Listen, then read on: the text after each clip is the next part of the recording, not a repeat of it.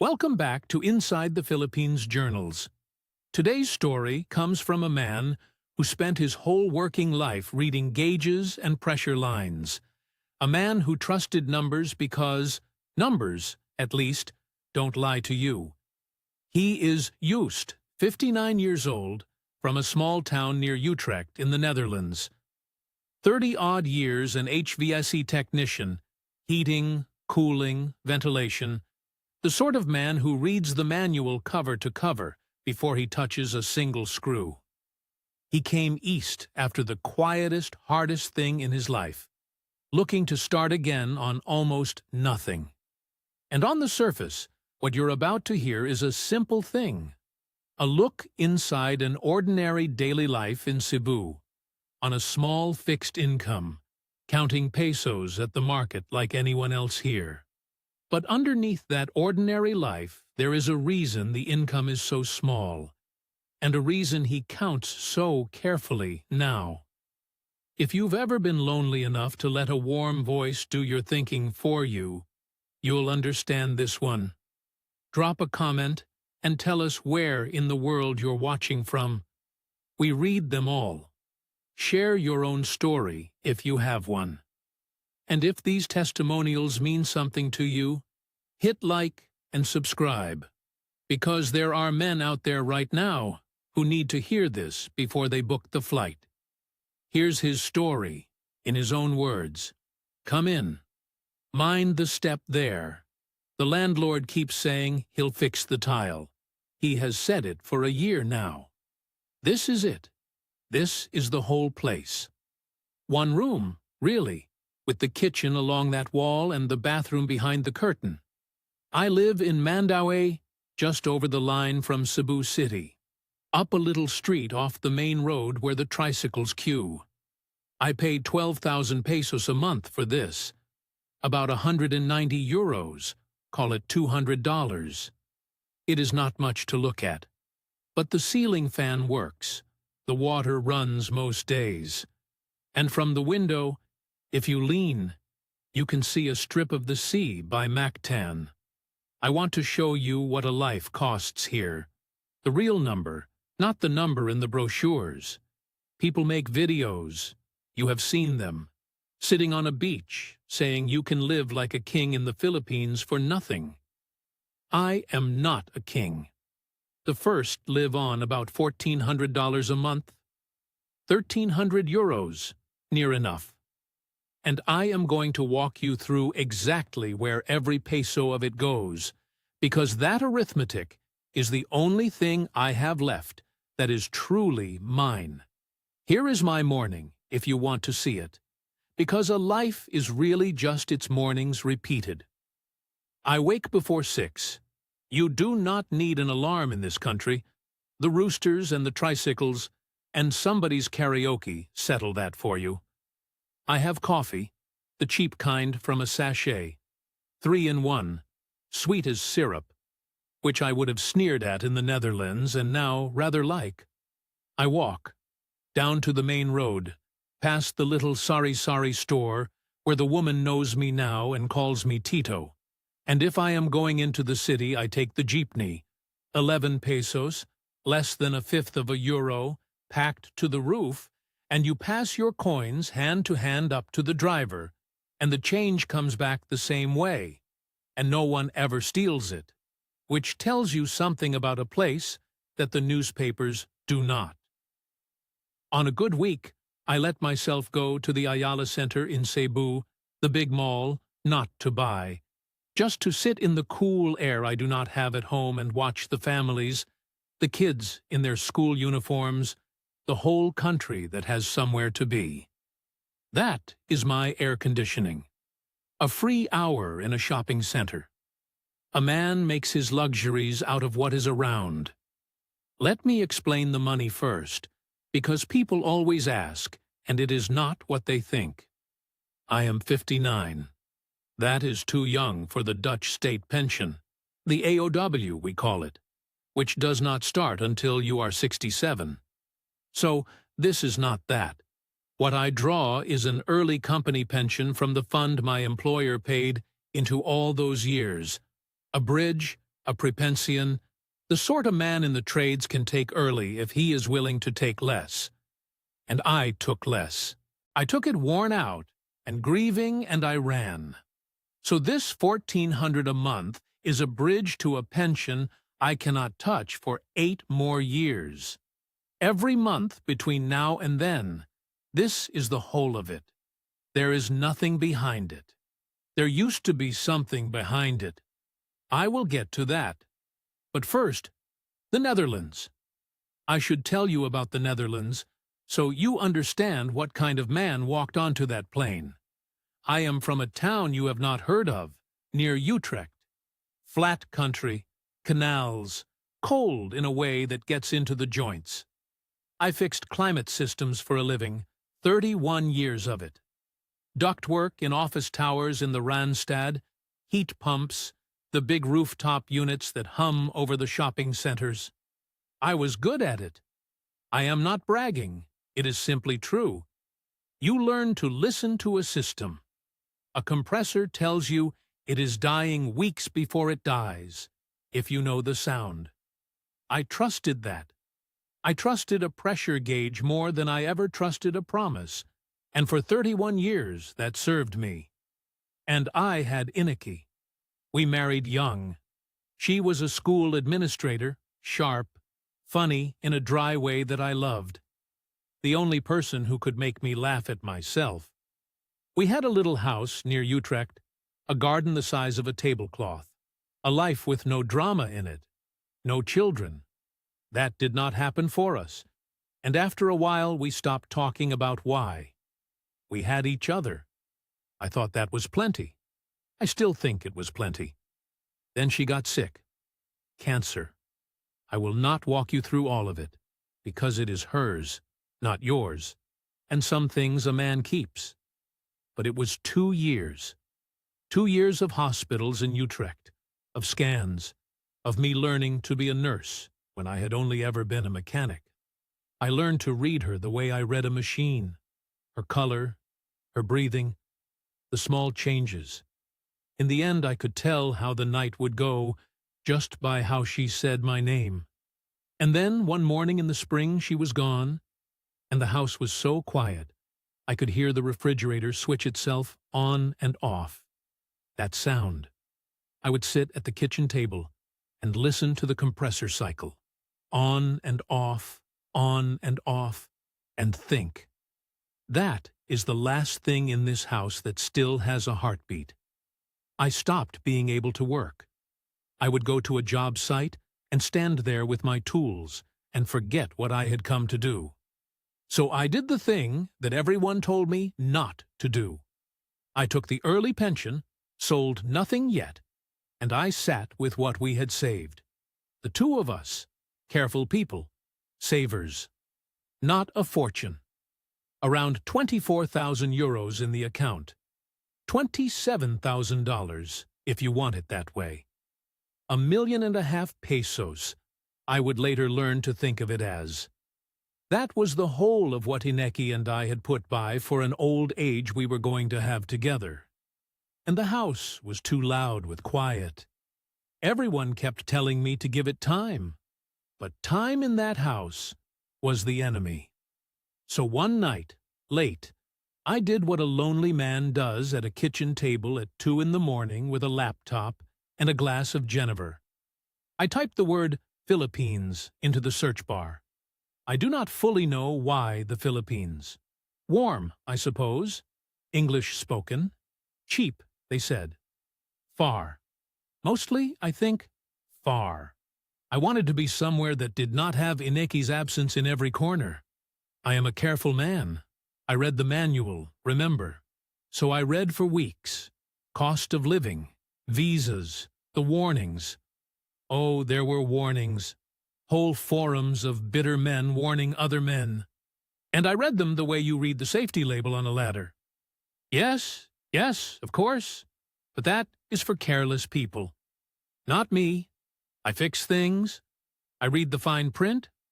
I would be fine. I think about that a lot now. The arrogance of it. A man who reads the manual, walking straight into the one machine he could not read. Let me put the kettle on. I will show you the rest. So, how does a sensible Dutchman end up on a dating website at his age? Let me tell you, because the how of it matters more than the fact of it. It was not one big decision. It was 100 small ones, the way these things always are. The first small one was a website called Filipino Cupid. I did not go looking for a wife. I want to be honest about that, because it would be easier to tell you I was a lonely fool chasing a young woman. And there is some truth in it, but it is not the whole truth. What I went looking for was a voice, someone to talk to at the end of the day. The evenings were the worst. In the Netherlands, the winter dark comes at 4:30 and stays, and I would sit in that quiet house, and the silence had a texture to it, like something pressing on your ears. So I made a profile, an honest one. That is the thing that still gets me. I did not lie. I put my real age, 59. I put that I was a widower. I put that I fixed heating and cooling for a living, and that I was not a rich man. I thought, if anyone writes to me knowing all that, at least it is real. Christina wrote to me on the third day. She was 34. From Cebu, the city, she said, though her family was from a barangay out in the province, up in the hills past Balamban. Her photograph was not the glamour sort. That mattered to me, stupidly. She was not posing on a beach in a bikini like some of the profiles that frightened me off. She was in a plain blue shirt, standing in front of a sari store, squinting a little in the sun. She looked like someone's tired, kind daughter. She looked real. And she wrote like a real person. Not the flattery I had braced for. She asked me about the Netherlands, about the cold, whether it was true the whole country was below the sea. She asked about Inaki, gently, and only once, and then she said something I have never forgotten. She said, in her careful English, "A man who takes care of his wife until the end is a good man. Not many men do that." And I sat in my kitchen in the dark and I cried, because no one had said anything to me about Ineki in months. Everyone at home had run out of words for it. This stranger, 11,000 kilometers away, had found one. We began to talk every day. Morning for her, the small hours for me at first. And then I rearranged my whole day around it, the way you do. She worked, she told me, as a caregiver.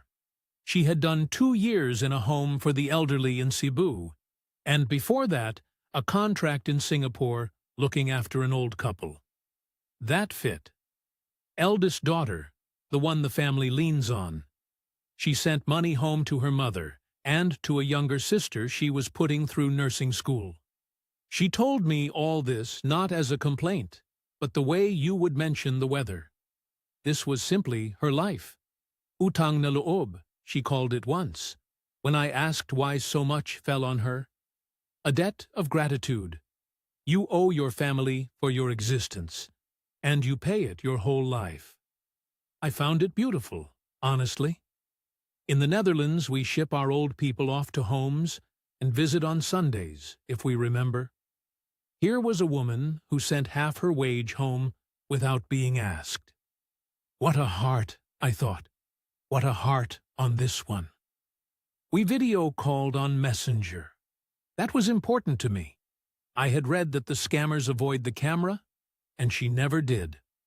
There she was, in a small room with a plastic fan turning behind her, sometimes with a niece climbing on her, sometimes tired from a shift. No makeup, laughing at my terrible attempt to say, Mayong buntag. Good morning in the Bisaya they speak in Cebu. She was patient with my accent. She teased me. She called me her cold countryman, her lamig, and I would pretend to be offended. Months of this. Real months. Half a year of a voice at the end of every day. And I want you to understand, in all that time, She did not ask me for 1 peso. Not one. I have gone over it 100 times since, and it is true. That is what made me trust it.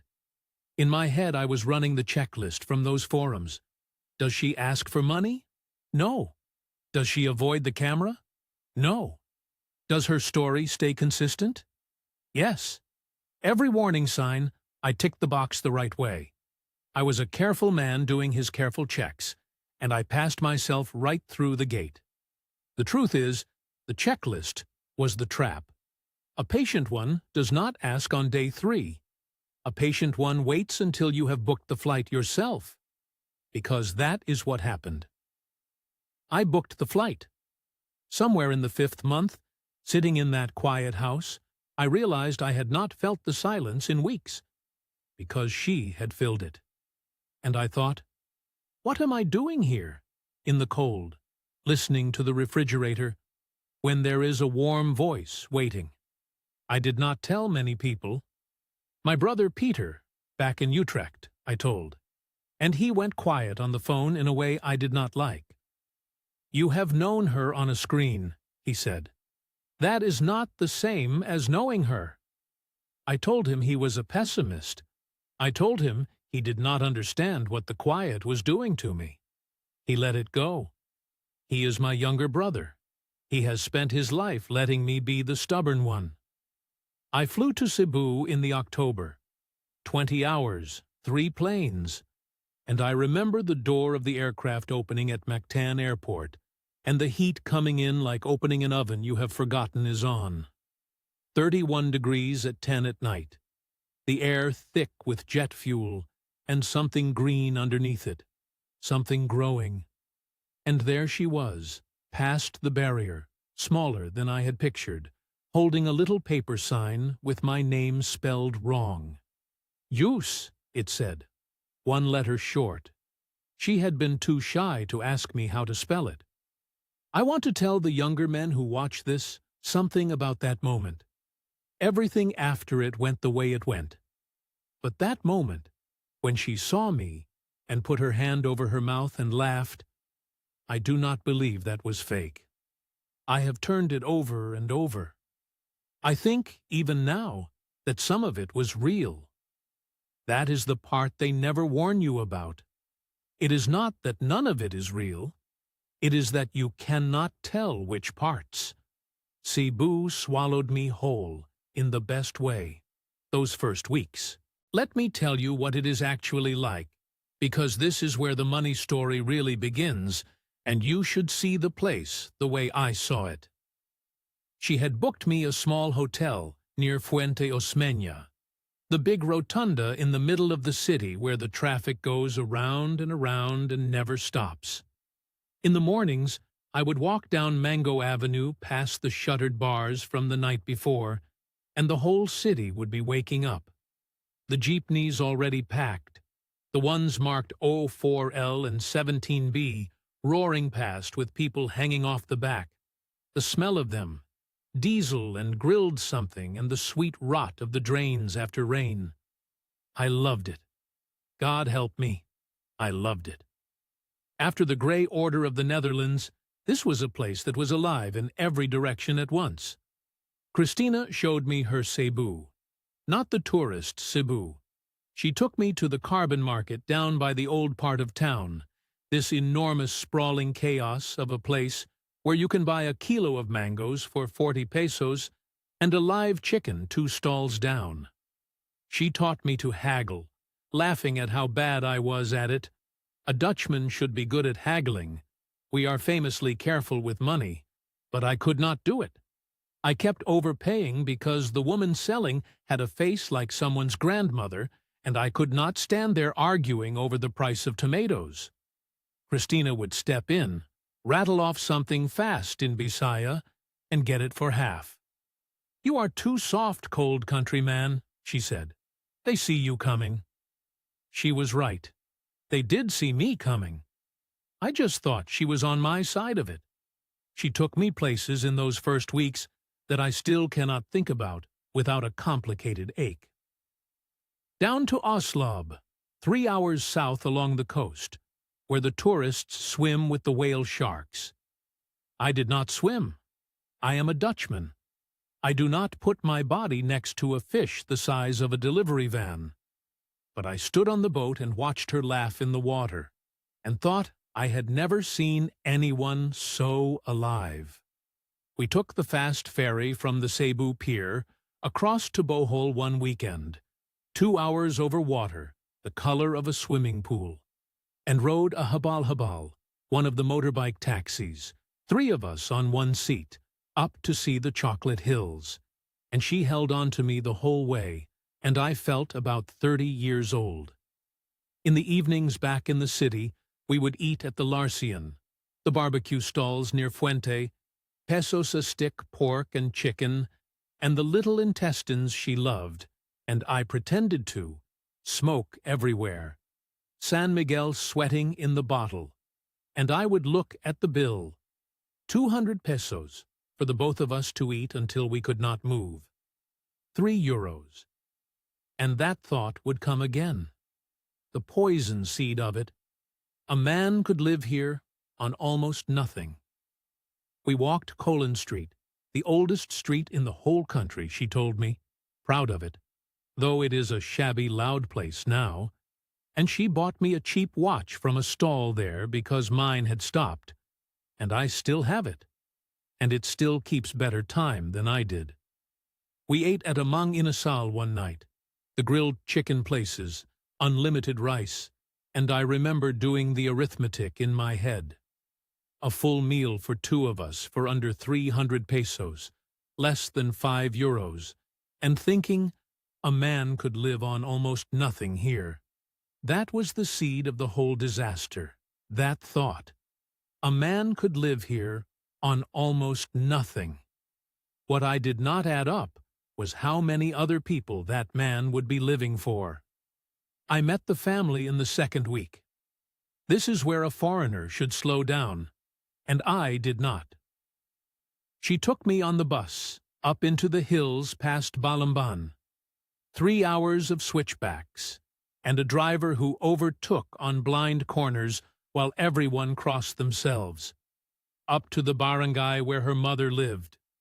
A small house, concrete block below, plywood and tin above, a water buffalo tethered in the yard, and half the neighborhood coming to look at the tall foreigner Christina had brought home.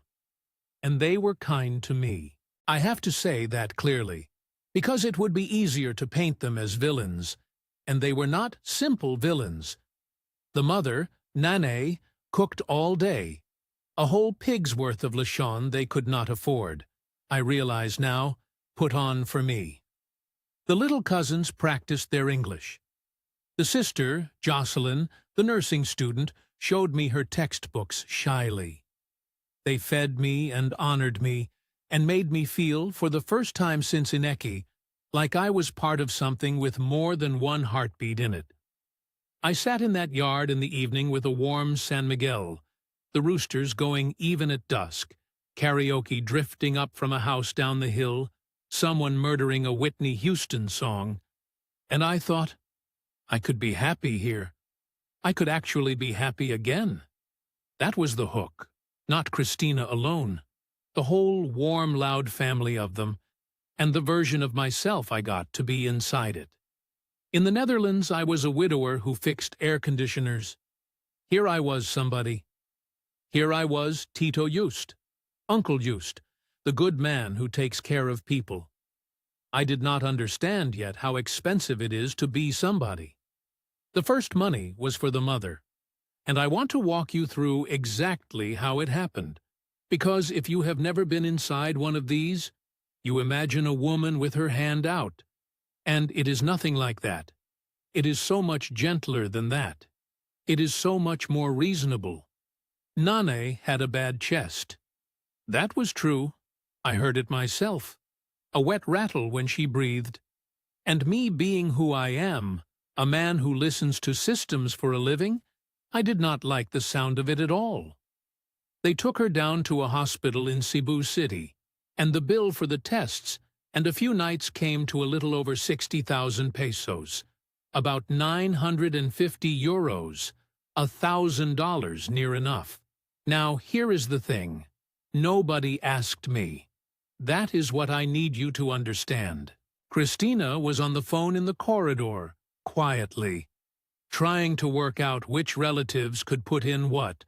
5,000 from this cousin, 3 from that one, her own savings gone already. And she was crying, trying to hide it from me. And I stood there with a bank card in my pocket that could cover the whole thing without me even feeling it that month. What was I supposed to do? Watch the mother of the woman I loved struggle to breathe over the price of a hospital bill I could pay with a tap? Only a monster does that. So I said, let me. And the relief in that corridor, the way Christina looked at me, you cannot buy that feeling anywhere. Except, it turns out, you can. That is exactly what I was buying. 60,000 pesos. I told myself it was a one-time thing, an emergency. Anyone would have. Then it was Jocelyn's tuition. The nursing school in Cebu wanted a little over 40,000 pesos for the semester. Call it 650 euros. And if it was not paid, she would have to drop out and lose the year. And after all, this girl was going to be a nurse. She was going to lift the whole family out. She just needed this one push. And I thought of Inaki, who I had watched be nursed by young women exactly like this one, and I paid it. Of course I paid it. What is 600 euros against a girl's whole future? Then the roof. A typhoon came through in the December. Cebu gets the tail of them. And half the tin came off the mother's house. And 30,000 pesos to fix it before the rains got into the walls. Then a cousin's motorbike, the one they used to bring goods up to the sari-sari store. Then the store's stock itself, when it ran low. Each one small, each one reasonable, each one on its own, a thing any decent man would help with. But I had started keeping a ledger. Old habit, a technician keeps a service log, every job dated. And one night, 3 months in, I added up the service log of my own generosity, and it came to nearly 180,000 pesos, almost 3,000 euros, in 3 months. Gone, in amounts so small I had barely noticed each one leave. I remember sitting with that number and feeling the first cold thing in my stomach. Not fear yet, just a technician's unease. The reading did not match what the gauge should say. But then Christina came in and put her arms around me from behind and said her mother was breathing easier now, thanks to me, that God had sent me to them, that I was an answered prayer, and I put the ledger away. That is the discarte of it, the resourcefulness, and I do not even say that with full bitterness, because I am still not sure how much was calculation, and how much was just a poor family doing what poor families do, which is lean on the strongest thing in reach. I was the strongest thing in reach. I flew home to the Netherlands after that first trip, with my heart split down the middle. Half of me back in that cold, quiet house, half of me still sweating in that loud, warm yard with the roosters. Peter picked me up from Schiphol and looked at me and said, "How much?"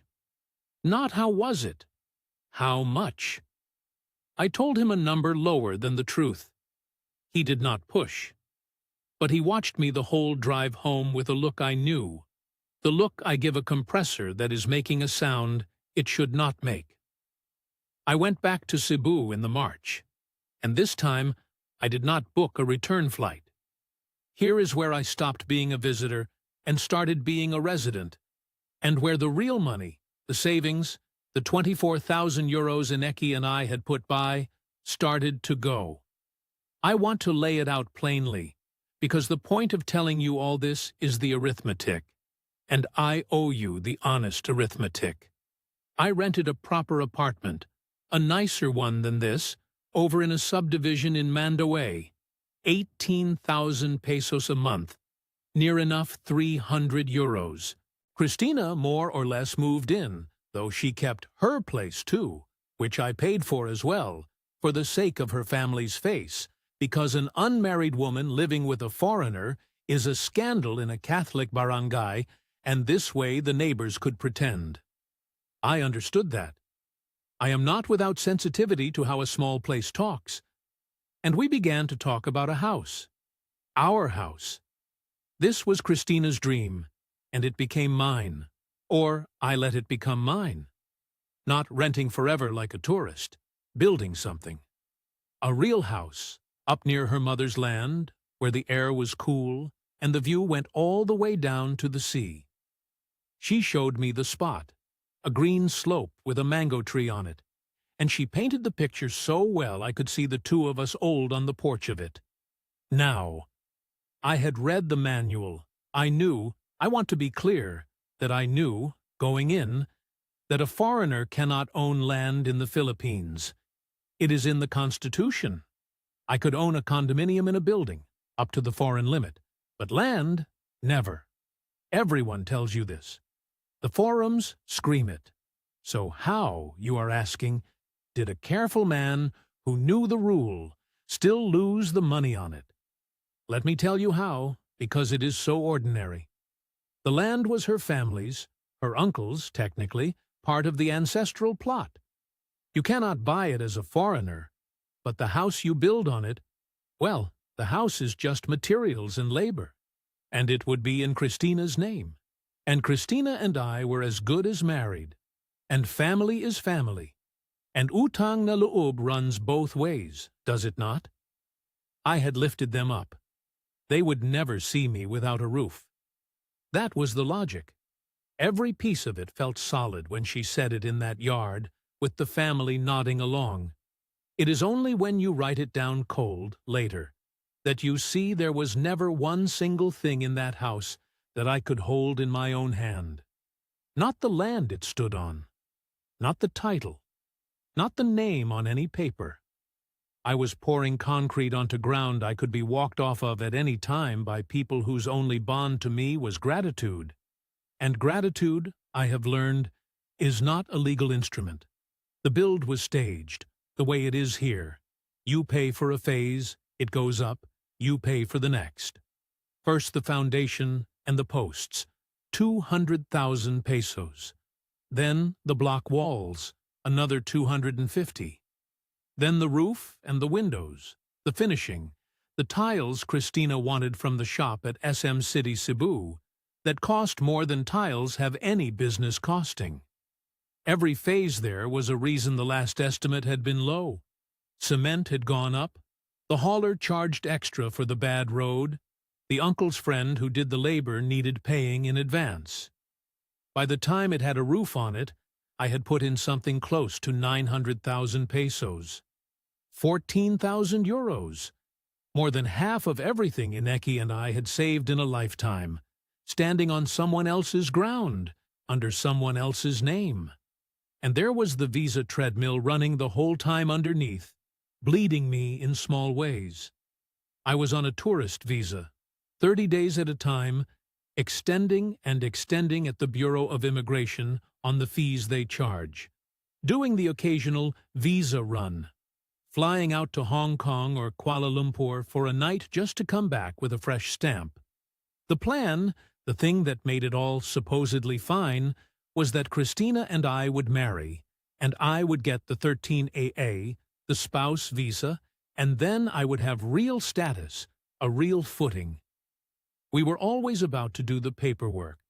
There was always a reason to wait. Her documents were being fixed. The office in the province was slow. Something. I did not push, because I am not a pushy man, and because part of me, one can admit this now, part of me did not entirely want to look too hard at the paperwork either. I should say a word about the visa here, because the practical men who watch this will want the number, and because the visa is the thread that runs through the whole entanglement, pulling it tighter. A tourist stamp gives you 30 days. You extend it at the Bureau of Immigration. There is a big office here in Cebu, and it is not cheap once you add the fees and the express lane and the annual reporting card they make you carry. It comes to a fair few thousand pesos a year just to keep existing legally. And there is a ceiling. They will not let you extend forever.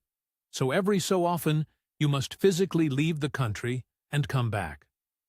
I flew to Kuala Lumpur, to Hong Kong, once to Kota Kinabalu. A night in an airport hotel, a fresh stamp back again, a poor man's version of a residency, held together with staples and airfare. The whole thing is designed to make you want the marriage visa, the 13A, which is cheaper and calmer and real, and which was always just over the next hill with Christina, always waiting on one document from her home province. I understand now what document it was waiting on. It was waiting on her not already being married. That is the document. It was never going to come.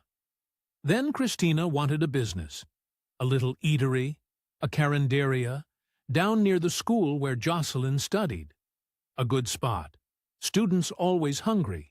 Guaranteed customers. Something for her to run, so she would not just be my kept woman, so she would have her own income and her pride. I liked that reasoning. I did not want to keep a woman. I wanted a partner. It needed a Filipino owner for the permits, of course, so it was in her name too, naturally, everything in her name. And I put in 250,000 pesos for the space, the equipment, the first stock. 4,000 euros. It opened. It even did well for a month or two. I would sit in the corner of my own eatery that I did not own, eating pancit I had paid for twice over, feeling like a man building something. I had 1.5 million pesos when I arrived in Cebu. Do that sum with me. 900,000 into a house on land I could not own. 250 into a business in her name. Nearly 200 already gone in the small monthly mercy of it. The allowances and the emergencies. 15,000 a month here, a hospital there. If you are keeping the ledger with me, you can already see that there is almost nothing left. And I had not yet understood that anything was wrong. The first crack was so small I nearly missed it. It was a phone. Not her phone. I never went through her phone. I want that on the record. I was not that kind of man, and it would not have occurred to me. It was a comment. Jocelyn, the sister, left her Facebook open on a laptop at the eatery one afternoon, and I was closing it for her. And a message thread was sitting there open, and I saw. I was not snooping. It was just there. I saw a photo of the house. Our house. The one I had built. On someone's page, with a caption in Bisaya I could not fully read. But there was one word I did know, because Christina had taught it to me as a joke. Americano. And a name that was not mine. And a little string of hearts. I did not understand it. I told myself I did not understand it, which is a different thing. I asked Christina, lightly, over dinner, who was the Americano in Jocelyn's photos, and she did not even blink. A cousin's friend, she said. Everyone shares everyone's photos here. You know how it is? And you know what? I did know how it is. Filipino Facebook is a hall of mirrors, everyone reposting everyone. So I let it lie. But the technician in me had heard the sound. The compressor was making a noise it should not make. I filed it. I said nothing more, but I started, without quite admitting it to myself, to listen. The delays got worse after that. The eatery's takings, which Christina handled, started coming up short. The students were not spending. The rice supplier had cheated us, this and that. The marriage paperwork stalled again on some document from her home province that could not be located. And the requests, which had eased for a while, picked back up. And now there was an edge under them I had not felt before, a flicker of temper when I hesitated. Once, when I said maybe we should slow the spending down, just for a month, just to breathe, she went cold in a way I had not seen. She said, "Did I think her family were beggars? After everything, was that all I thought of them?" And I apologized. I actually apologized to her. That is how far in I was. I was 58 years old, a grown man who had nursed a wife through cancer, apologizing to a woman for asking where my life savings were going. I could feel the money running out. That is the part that is hard to describe to someone who has not been there. I had maybe 150,000 pesos left of the 1.5 million, 2,000 euros or so, standing between me and nothing. And instead of stopping, instead of doing the sensible Dutch thing, the thing every version of me from before would have done, I found myself thinking, if I stop now, I lose it all. The house, the business, her, all of it. So I have to keep the thing alive until it turns the corner. That is the trap inside the trap. The more you have poured in, the more impossible it feels to stop pouring, because stopping means admitting the whole pour was a mistake. I have since learned there is a name for it, sunk cost, some clever term. On a rooftop in Utrecht, I would have told an apprentice not to throw good refrigerant into a system with a leak you have not found. I threw and threw. And all the while, unknown to me, 11,000 kilometers away, my brother Peter had started to do the thing I would not do. He had started to look. Peter is an accountant. I do not know if I mentioned that. Where I listen to machines, he reads columns of numbers, and he does not like it when they do not add up. And the numbers I had been feeding him on our calls, the vague amounts, the "it is fine, the house is nearly done," had stopped adding up for him a long time before they stopped adding up for me. He did not confront me with a theory. That is not Peter. He gathered, quietly over a few weeks, at his kitchen table in Utrecht. An accountant did what an accountant does. He took the photographs Christina had sent me over 2 years. I had shared them with him in the good days, showing off the house, the family, her. And he ran her pictures backward through the image search, the way you can now, to see where else they lived on the internet. And they lived in a lot of places. He found her on 2 other dating sites, under a slightly different name. He found the house, our house, my 900,000 pesos, on a Facebook page belonging to a man in Brisbane, an Australian. Older than me, retired, and from his own posts plainly under the belief that he was building a home in the hills of Cebu for the woman he loved and her family. Ken, his name was. There were comments from him under photos of my house, my mango tree, calling it our place. He had been sending money for the roof I thought I had paid for. There may have been a third man. Peter thought there were signs of a German, but he could never be sure, and it did not matter by then. 2 was enough. 2 was more than enough. And then, the thing that took the ground out from under all of it. Peter, being thorough, being an accountant, had found through a Filipino contact of a contact that Christina was married. Not divorced. There is no divorce in the Philippines. I knew that. I had read the manual. But married, still legally, to a Filipino man named Ranilo, alive, living in Mindanao, from whom she had simply walked away years before. Which meant every conversation she and I had ever had about the 13AA, about our wedding, about the paperwork that was always almost ready. All of it was theater. She could never have married me. There was no document being located in the province, because there was no marriage that could ever legally happen. A woman already married cannot marry again. That is bigamy, that is a crime, and some quiet, lawful part of her had made sure we never actually walked into a registry office where it would come out. Peter called me on a Sunday. I remember it was raining in Cebu, the hard vertical rain that comes down like it means it, hammering on the tin, and his voice was very gentle, which frightened me more than anger would have. He told me he had to tell me some things, and he needed me to just listen. And he laid it out, flat, in order, the way he would present a set of accounts. The other sites. Ken in Brisbane, the house that was ours in a stranger's photos. And then Ranilo, the husband, alive. And I did the thing I am most ashamed of in this whole story. I did not thank my brother. I got angry at him. I defended her. I told him he did not understand the culture, that of course everyone shares photos here, that he was a suspicious cold man who had never loved anyone the way I loved Christina, that he was jealous of my happiness. I said terrible things to the one person who had done nothing but sit at a kitchen table for weeks trying to save me. He took it.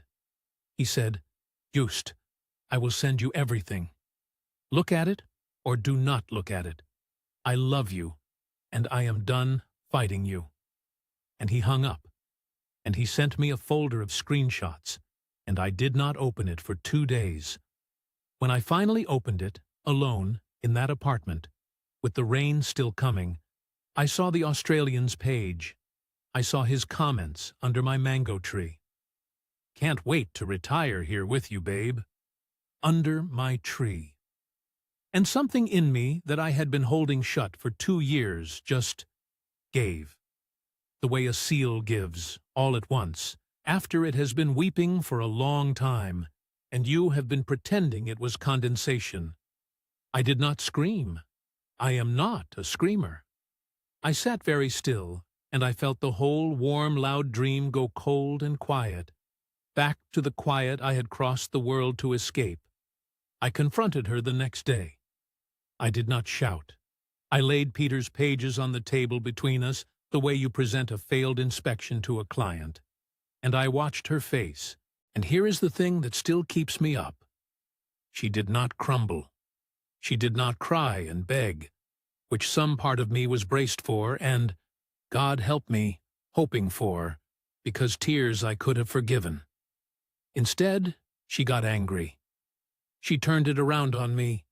She said I was spying on her, that I had no trust, that after everything her family had given me, this was how I repaid them. She never once denied Ken. She never once denied Ranilo. She simply refused the frame of the question, the way you refuse to be arrested for a crime, by insisting the policeman has been rude to you. And in that refusal, I understood, finally, completely, that whatever this had been, it had never once been the thing I thought it was. There was no version of the last 2 years where I was her only cold country man. I had been a line item, a reliable one, the Dutch one, the one who paid on time and did not go through her phone. The house was gone. It stood on her uncle's land under her name, and I could no more take it than take the mango tree.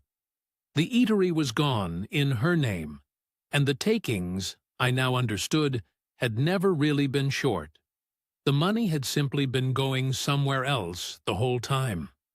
The 1.5 million pesos Inaki and I had saved across a lifetime of careful Dutch living was gone, down to the last 150,000 I had left, which I did not give her 1 more peso of. That was the only thing I got right in the whole affair. When the truth landed, I stopped. 2,000 euros. That is what I walked out with. That is what stood between me and the street. I did not go home to the Netherlands. You would think I would, and I thought about it. But here is the shameful small truth of it. I could not face them. Not Peter, who had been right. Not the neighbors in Utrecht, who would look at me with that particular pity. And I could not go back to that quiet house, which I still owned, which I could have sold. I did sell it, in the end, from here. And that money is spoken for by a life I have to keep living. So I stayed. In Cebu, in the place that had taken everything, because it was also, absurdly, the only place I now knew how to live. So let me bring you back to this room and finish the arithmetic I started, because that is why you are really here.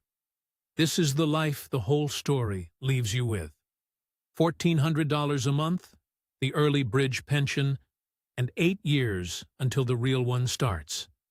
Let me show you where it goes, and you will see there is no room in it for a single mistake anymore. Rent, 12,000 pesos. Electricity, because I run the fan and the little fridge and nothing else, maybe 2,000. You learn to fear the meter here. Air conditioning would double my bill, so I do not have air conditioning, which is a joke a man in my old trade can appreciate.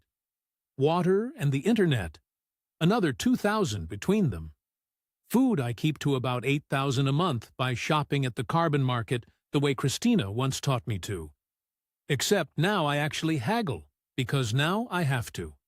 A kilo of rice, a bit of fish, vegetables, eggs. I cook on 2 burners. I eat out perhaps once a week. A 50-peso meal of rice, and something at a carinderia. Not hers. I have never gone back to that street. Transport. I take the jeepney, the 04L into the city if I need to, 11 pesos. Or I walk, because walking is free and I have time. God knows I have time. A little for my visa. Still the tourist runs. Still that treadmill. Because without a marriage, there was never a 13AA. And at my age and income, the retirement visa's deposit is money I do not have. It adds up, when you total it honestly, to about $1,000 of the 1,400. The other 400 I do not spend.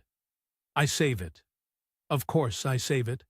I am Dutch, and I am careful. And it is 40 years too late to be careful, but I am careful now. There are things I do not spend on, and the list of them is its own kind of confession. I do not drink in the bars on Mango Avenue, where the other foreign men gather. I went once, early, after everything fell apart, and sat in the corner listening to them, the bitter expat chorus, each one with his own version of my story, each one certain he was the only clever one who had been robbed by the only dishonest woman in a nation of them. I could not stand it.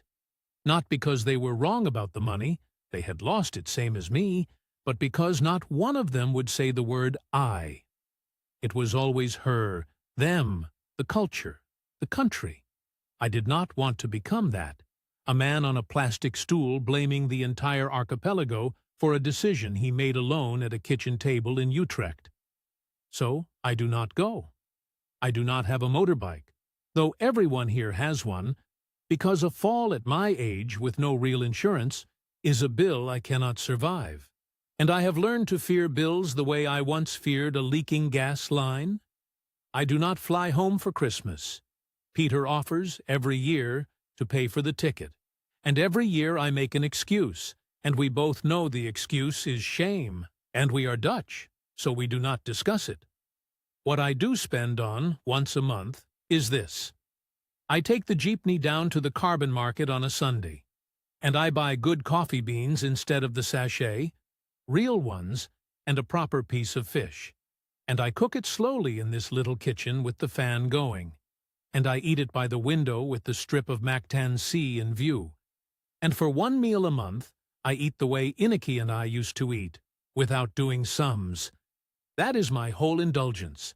150 pesos of fish, and the memory of a woman who would have known better. €2 and a ghost. It is the best money I spend all month. That $400 a month is the most important thing in this room. It is not much, but in 3 years it will be a small cushion. And a man my age with a small cushion is a different man than one with none. I am rebuilding a savings account 1 careful month at a time, the way I should have protected the first one.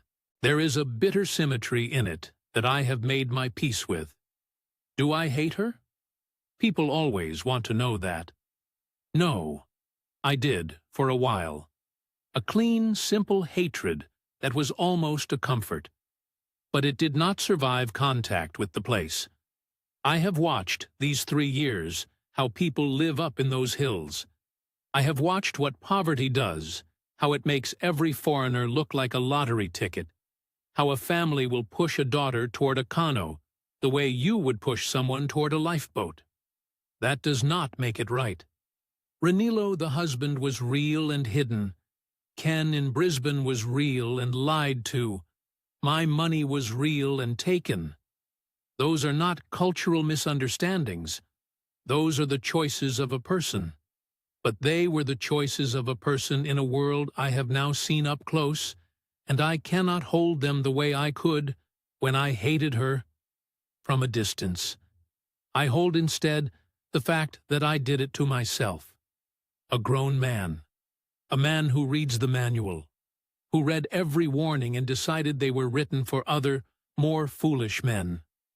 What do I tell the man watching this who is right now on Filipino Cupid at 2 in the morning, a glass in his hand, a warm voice in his ear?